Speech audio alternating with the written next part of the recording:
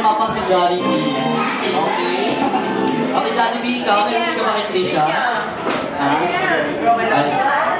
Okay, bilangin daw natin yung wish ni Jollibee para kay Trisha. Okay, go Jollibee!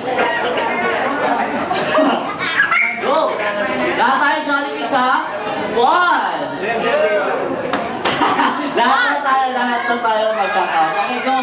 1, 2, 3, 4 lang tayo. 4 lang ang fingers si Jollibee. Okay, Jollibee, for the first wish. Alright, San si Trisha will grow up to be what? Prayerful. Very good. Thank you very much. And for the second wish, sana si Trisha, what?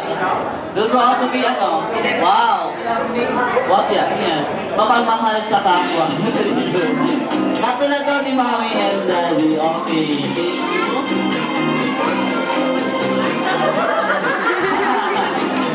For the third wish, sana si Trisha ay luming batang what? What? Malayo ang malapit. Very good. And for the last wish, sana si Trisha will grow up to be, always be happy like yours very truly, Mr. Jollibee. Together with Henny. And for this time, Jollibee po, let us unwrap one gift coming from our special guest. Maghanap tayo ng gift para kay Trisha.